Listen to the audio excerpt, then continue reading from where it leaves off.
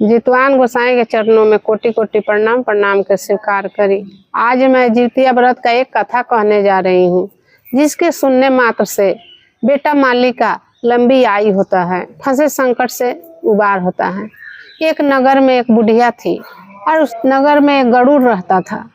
वो गरुड़ देवता का नियम हो गया था कि रोज एक एक दिन उस गांव का सब पत्नी का मालिक को रात आकर खा जाता था, एक एक करके। ऐसा ही करते करते करते करते गांव का तो कितना आदमी को खा गया। खाने के बाद क्या हुआ, अब दूसरे दिन एक बुढ़िया का लड़का था जो गौना कराकर आया था। अब बहुत जोर जोर से रो रही थी, चिकार मार मार कर बुढ़िया रो रही थी। तो जितवान गोसाई आए। आने पर वो बुढ़िया से पूछे कि माताजी आप काहे इतना विरोग से रो रही हैं। वो बुढ़िया बोली कि देखिए जितवान गोसाई, इस गांव में एक गरुड़ है, एक एक दिन करके सब किसी का पति को खा जाता है। आज मेरे लड़का का बारी है, इसीलिए मैं रो रही हूँ कि मेरा बेटा कैसे बचेगा। तो जितवान गोसाई उनके बेटा को बचाने के लिए उनके बेटा को अलग कर दिए और उसी के रूम में सो गए। जब गरुड़ आता है उस लड़का के खाने के लिए, तो जितवान गोसाई आराम से एक हाथ निकाल कर दे देते हैं गरुड़ को खाने के लिए।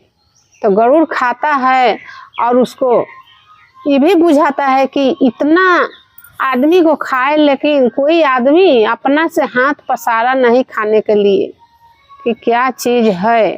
खाता गया तो फिर जितवान गोसाई दूसरा हाथ पसार दिए खाने के लिए, फिर पैर पसार दिए खाने के लिए। तब तो गरुड़ चकित हो गए कि इतना हम खाएं मनुष्य को, लेकिन ऐसा स्वाद और ऐसा हिम्मत वाला नहीं मिला कि क्या चीज़ है कि आज इस तरह से हो रहा है। तो जाकर अंत में जितवान गोसाई से गरुड़ पूछे कि सुनिए, आप कौन है, आदमी है कि क्या है, कौन चीज है कि इतना हम मनुष्य को खाए, लेकिन इतना प्रेम से कोई हाथ गोड़ नहीं फैलाया खाने के लिए, इतना अच्छा किसी का देह नहीं लग रहा था।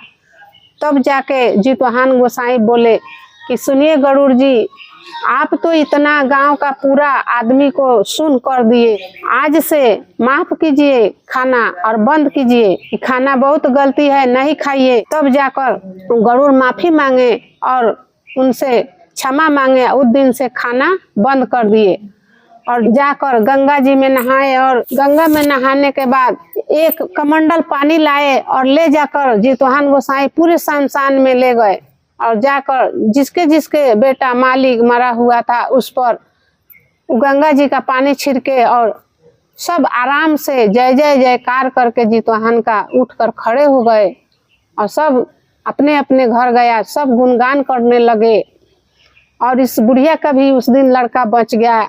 इसी दिन से ही जितिया का व्रत लोग बेटा मालिक के लिए करने लगे, अमर तत्व का वरदान मिला।